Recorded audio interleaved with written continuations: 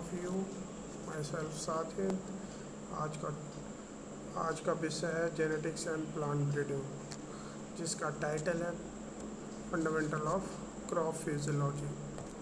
Topic है diffusion और osmosis. Lecture wise Sajid sir.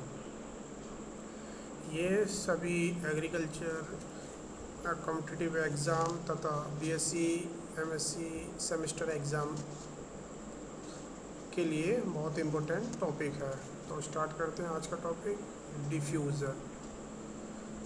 Gas, द्रव्यों और सॉल्यूट्स आदि पदार्थों के स्वतंत्र अणुओं का अधिक सांद्रता वाले क्षेत्र से कम सांद्रता वाले क्षेत्र की ओर गति करने को विसरण कहा जाता है। यानी कि डिफ्यूजन को हिंदी में क्या कहते हैं? विसरण कहते हैं। इसमें क्या होता है, जो मॉलिक्यूल हैं, चाहे वो गैसों के हो, द्रव के हो या सॉलिड्स के हो, वो क्या करते हैं,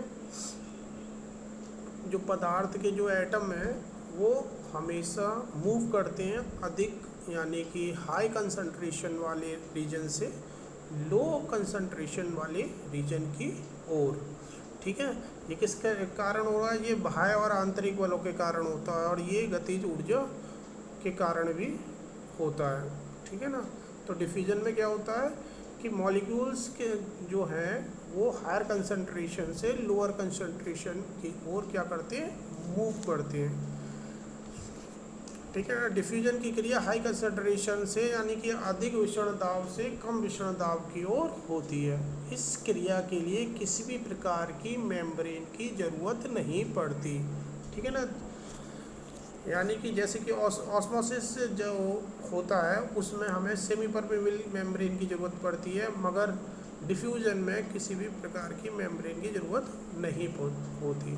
ये एक पैसिव मूवमेंट होता है, यानी कि इसमें किसी भी प्रकार की ऊर्जा की आवश्यकता नहीं होती। यानी कि ये जो मूवमेंट है, यानी कि ये ट्रांसपोर्ट है, ये कैसा पैसिव है।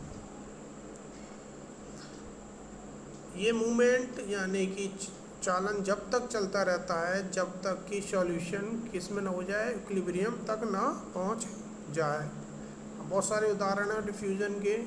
नॉर्मली आप देखते हो हवा चलना, आंधी आना, अगरबत्ती की खुशबू का पूरे कमरे में फैल जाना। अगर कमरे में इत्र की बोतल खुली छोड़ दी जाए तो थोड़ी ही देर में पूरे कमरे में क्या हो जाता है, परफ्यूम की खुशबू फैल जाती है। ये डिफ्यूजन के कारण हो रहा है। इसके अलावा चीनी का पानी में घुलना डिफ्यूजन के कारण होता है, और पौधों का प्रकाश संश्लेषण की क्रिया में CO2 का वातावरण से लेना तथा O2 वातावरण में को रिलीज करना डिफ्यूजन के का ही कार्य है। ठीक है। तो पदार्थों का डिफ्यूजन किसी एरिया से जब तक होता रहेगा जब तक कि वह उपलब्ध क्षेत्र में संपूर्ण रूप से ना फैल जाए। कहने का मतलब ये है कि पूरे सॉल्यूशन में डिफ्यूजन जब तक होता रहेगा जब तक कि जो एटम है वो पूरे के पूरे सॉल्यूशन में फैल ना जाए।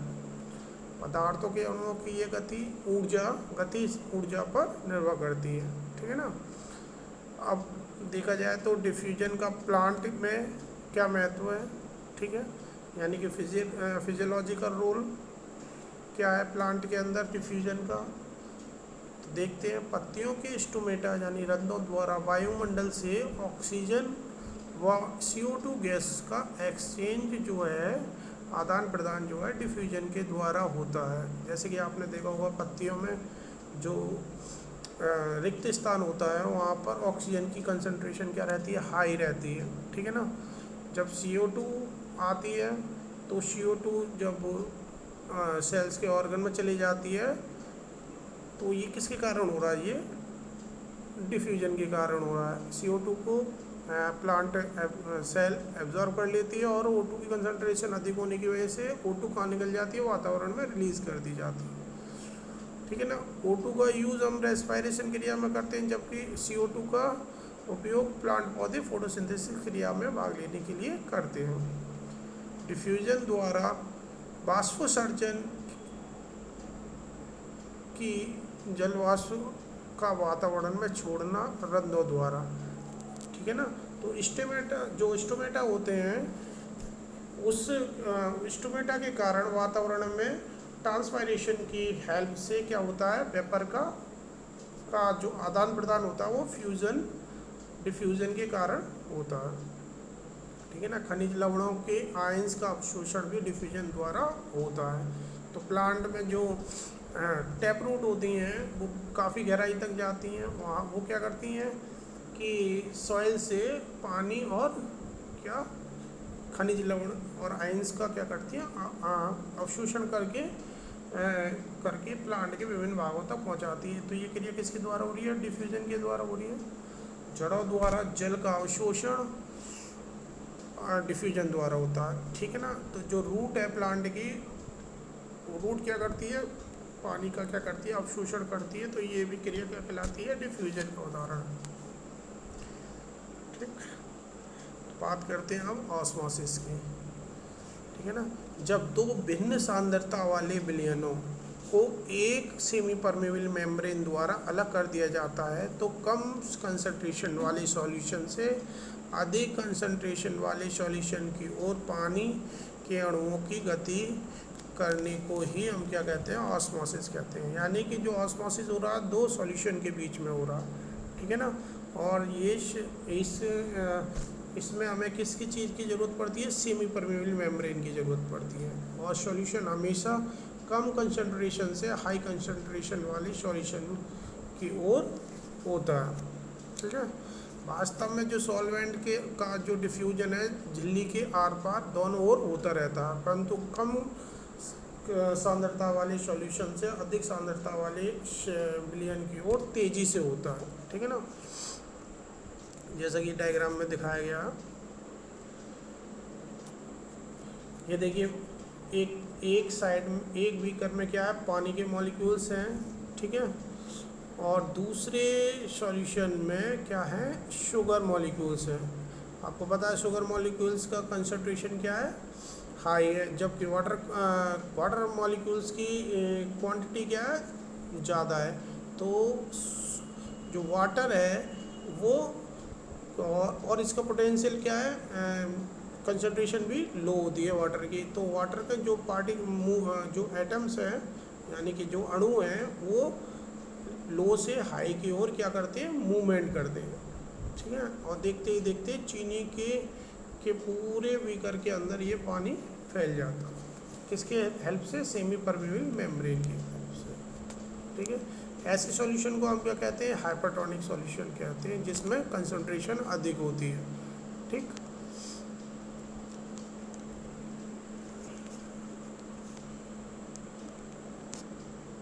जबकि प्लांट सेल में पूर्ण रूप से क्या, सेमी परमेबल मेम्ब्रेन नहीं पाई जाती। जैसे कि देखा जाए तो एक सिंगल सेलेक्टिव या डिफरेंशियली परमेबल मेम्ब्रेन होती है, जिसके द्वारा क्या रहता है, थोड़ी मात्रा में पानी और सोल्यूट का क्या होता है, आदान प्रदान होता है। जैसे कि प्लाज्मा, लेमा, साइटोप्लाज्म और टोनोप्लास्ट। जबकि cellulose cell wall completely permeable membrane है, इसमें पानी का क्या होता है, एक्सचेंज होता है। पौधों में ऑस्मोसिस का क्या महत्व है, प्लांट सॉइल से जल का अवशोषण अपने मूल रोमों की सहायता से ऑस्मोसिस द्वारा करते हैं। यानी कि जो रूट के ऊपर रूट हेयर्स जो होते हैं और रूट जिसे मूल रोम कह रहे हैं, गैप कह रहे हैं। ठीक है ना। इसके द्वारा वो क्या करते हैं, पानी का अवशोषण करते हैं। ठीक। तो प्लांट सेल की टर्जिडिटी यानी स्फीति अवस्था ऑस्मोसिस द्वारा जल अवशोषण के कारण बनी रहती है। ठीक है ना। जल में यानी कि सेल में जल का एक सेल से दूसरी सेल तक विभिन्न अंगों में वितरण भी ऑस्मोसिस क्रिया द्वारा होता रहता है। स्टोमेटा के खुलने की क्रिया में द्वार कोशिका का स्फीति अवस्था में आना ऑस्मोसिस के द्वारा ही संभव है। जबकि ऑस्मोटिक प्रेशर तथा स्फीति दाब के द्वारा न्यू सेल्स में क्या होती है, वृद्धि होती है। जो ग्रोइंग क्षेत्र होते हैं वहाँ पर ऑस्मोटिक प्रेशर के द्वारा ही क्या होती है, सेल में वृद्धि होती है। हाई ऑस्मोटिक प्रेशर वाले प्लांट जैसे कि हिल एरिया में जहाँ फ्रीजिंग टेम्परेचर रहता है वहाँ निजलीकरण के प्रति क्या प्रतिरोध को बढ़ाते हैं। ठीक है। फलों तथा बीजाणु दानियों के तेज़ी से फटने में पराशर यानी ऑस्मोसिस की क्रिया हेल्प करती है। जबकि डायरेक्शन क्या होगी ऑस्मोसिस की, हमेशा हायर वाटर पोटेंशियल से लो वाटर पोटेंशियल की ओर ऑस्मोसिस का क्या रहता है, डायरेक्शन रहती है। जबकि जो हाइपोटोनिक सॉल्यूशन होता है वो बहुत थिन होता है यानी पतला होता है, ठीक है। जबकि जो कहने का मतलब ये है कि जो ऑस्मोसिस का जो हाइपोटोनिक सॉल्यूशन से हाइपरटोनिक सॉल्यूशन की ओर हमेशा क्या होता है, एटम्स का मूवमेंट होता है, ठीक है ना। और जब तक होता रहता है जब तक कि पूरा का पूरा सॉल्यूशन क्या ना हो जाए, इक्विलिब्रियम ना हो जाए, समान ना हो जाए,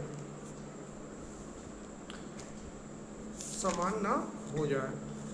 ठीक? तो इसको क्या कहें, तो आज का टॉपिक आज यहीं ख़त्म होता है।